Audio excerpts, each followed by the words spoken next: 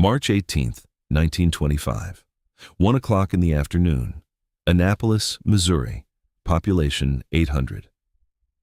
The tin sign above the general store on Main Street is rocking gently in a south wind that nobody finds remarkable. Inside, the postmaster is sorting the afternoon mail. Across the street at the schoolhouse, a teacher stands at the blackboard explaining long division to a room of children. The youngest is 6, the oldest is 12. None of them have heard the word tornado today. None of them will hear it tomorrow either. By 1:30 this afternoon, this town will be gone. The schoolhouse will be gone. Within 3.5 hours, in a corridor 219 miles long that stretches across 3 states, 695 people will be dead and more than 2,000 wounded. This is the longest, deadliest, fastest tornado in American history. And almost nobody alive on March 18, 1925, was warned it was coming. Because the agency responsible for warning them had decided, decades earlier, that the word tornado was too dangerous to say out loud. To understand what happened on March 18, 1925, you have to understand the country the storm hit. This was rural America at its most exposed. The Mississippi Valley, southern Illinois, southwestern Indiana, coal mining towns, farm communities, market villages built almost entirely from wood, houses framed in pine, schools framed in pine, churches framed in pine, roofs of cedar shingle, foundations of fieldstone laid by hand. The kind of construction that had stood for generations against ordinary weather and that would last roughly 7 seconds against what was coming. There were no early warning systems, there was no Doppler radar, there were no civil defense sirens. The telephone existed but had not reached most farm homes. The radio existed, but most rural households couldn't afford a receiver. Forecasts traveled by newspaper and by word of mouth, hours behind the weather they described.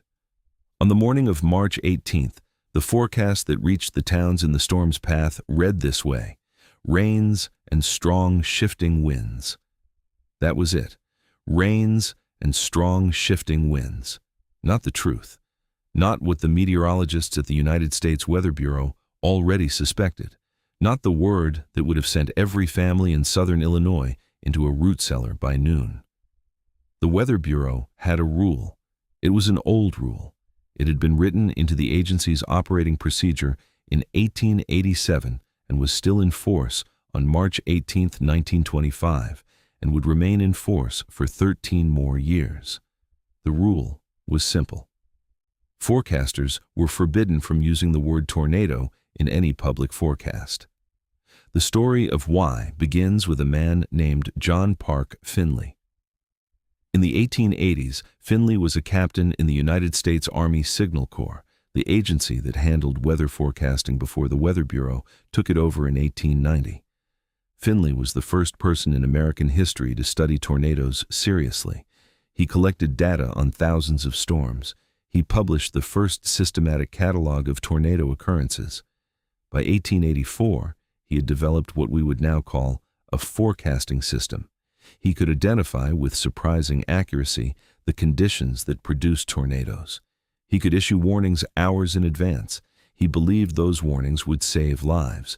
His superiors disagreed. In 1887, the Signal Corps issued an internal directive ordering Finley to stop publishing tornado forecasts. The reasoning was paternalistic, and it was on paper. Officials worried that public warnings would cause panic, that the word tornado would itself produce more harm than the storms it described, that people would flee in cars and be hit on the roads, that people would have heart attacks, that people would lose faith in the government if a warning was issued and nothing happened.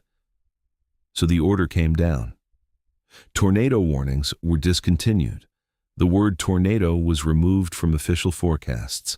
Finley was reassigned. He died in 1943, having spent the last 50 years of his life watching his country refuse to use the science he had built. When the Weather Bureau took over from the Signal Corps in 1890, the ban was preserved. It was reaffirmed in subsequent decades.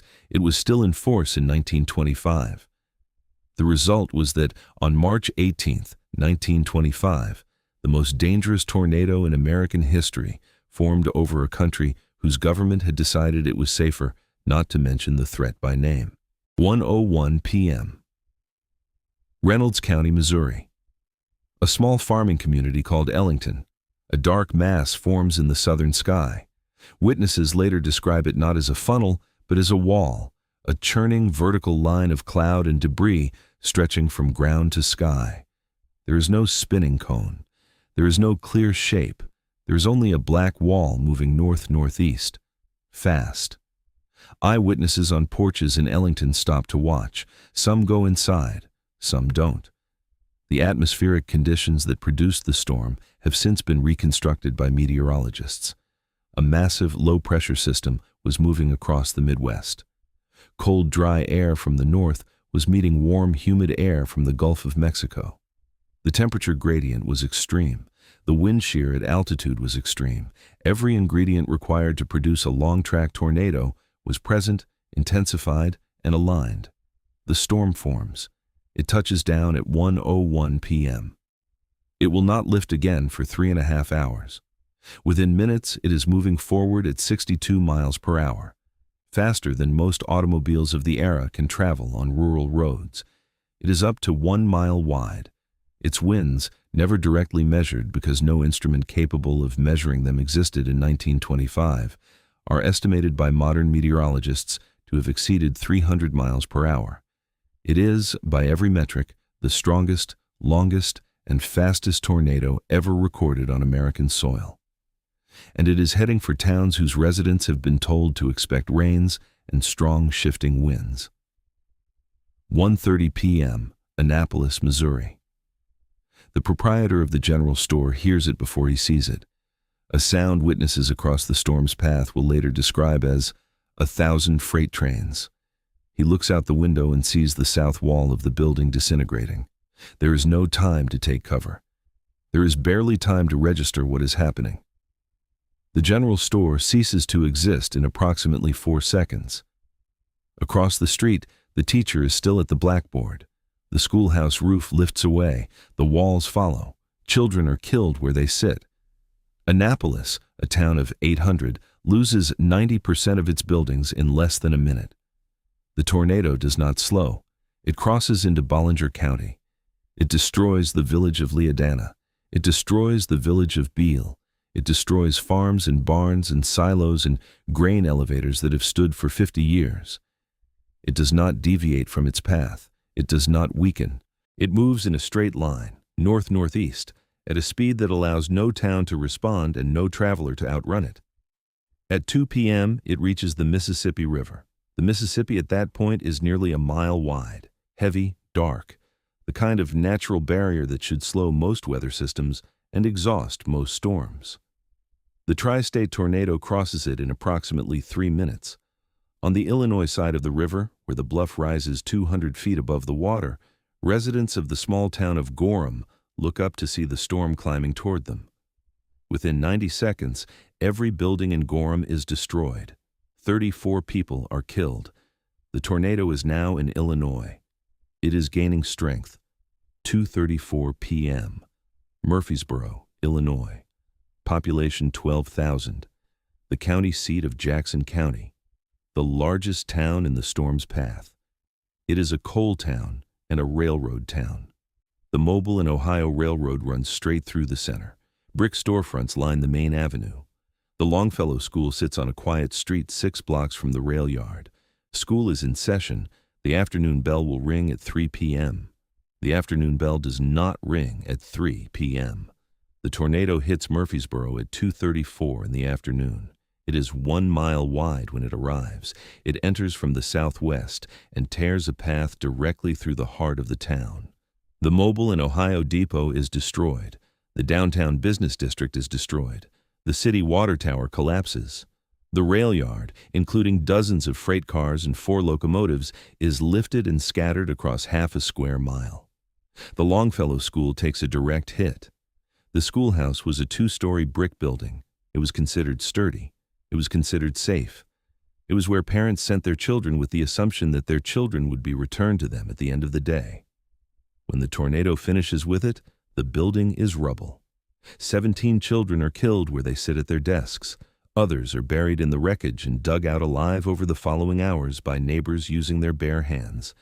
In total, in Murfreesboro alone, in less than a minute, 234 people are killed. But the killing does not stop when the tornado leaves. After the storm passes, fires begin in the rubble. Coal stoves overturned, gas lines ruptured, lanterns broken. The fires spread quickly through the splintered wood of the destroyed houses and through the bodies of survivors trapped beneath them. With water mains broken and the fire department's equipment buried, there is nothing the town can do to stop them.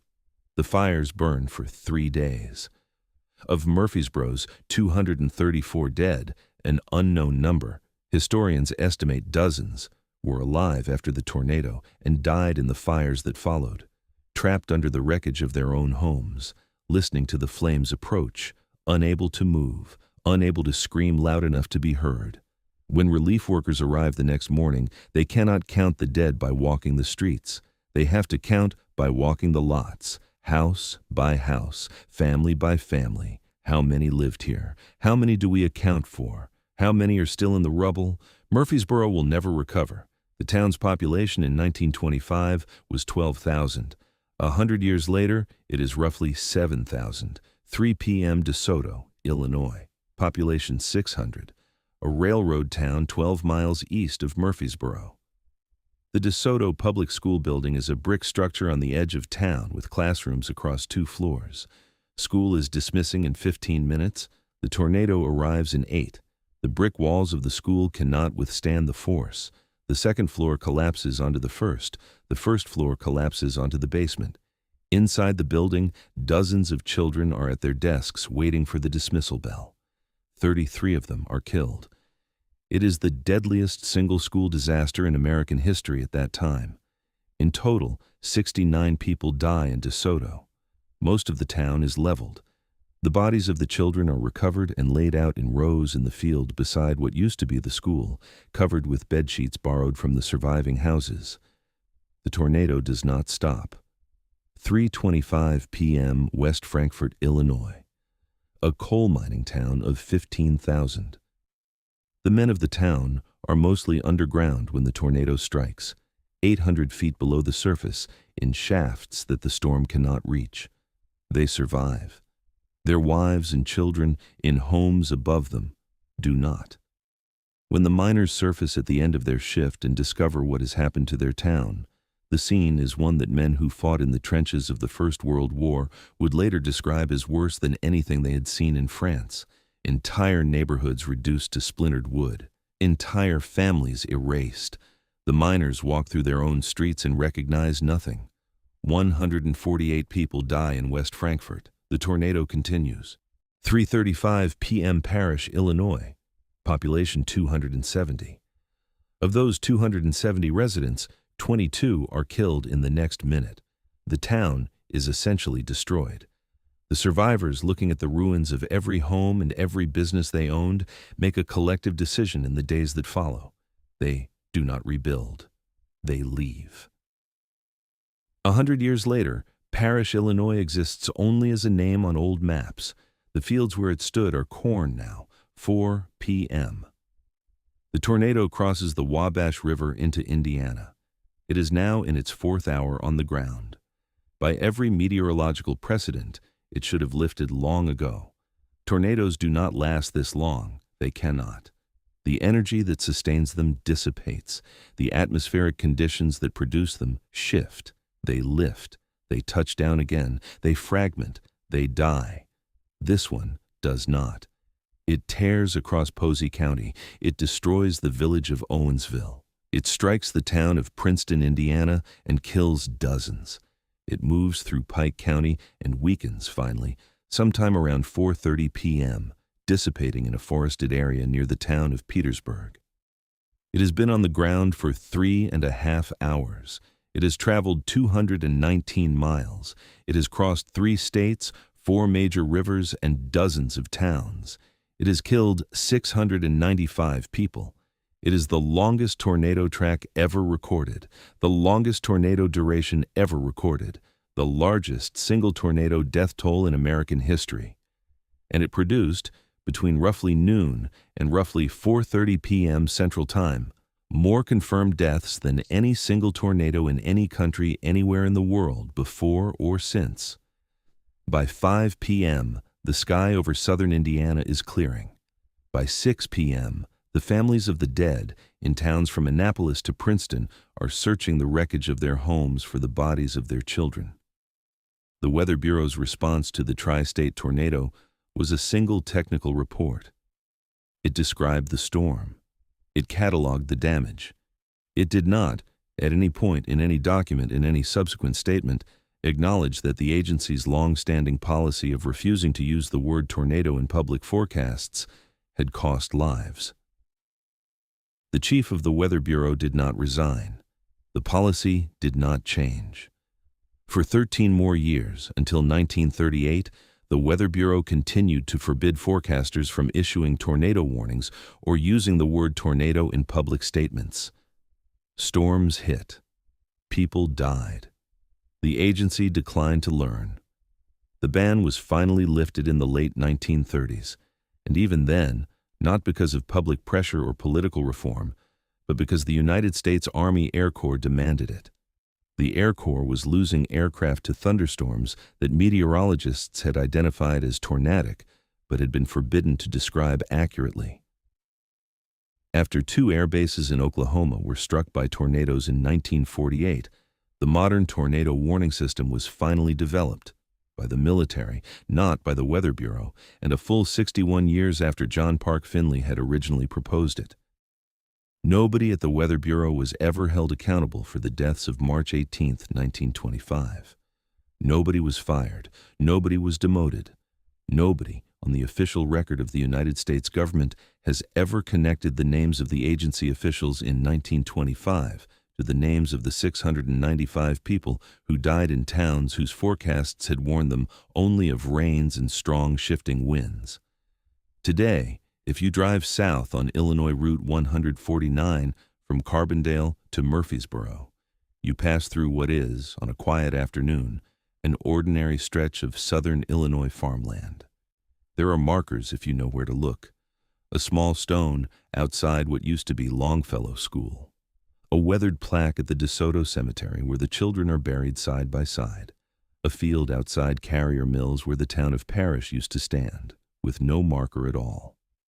This was not a freak of nature, not entirely. Nature provided the air. Nature provided the temperature gradient. Nature provided the rotation. But men provided the silence. Men decided, in 1887 and again in subsequent decades, and again on the morning of March 18, 1925, that warning the towns in the path of the storm was a greater risk than not warning them.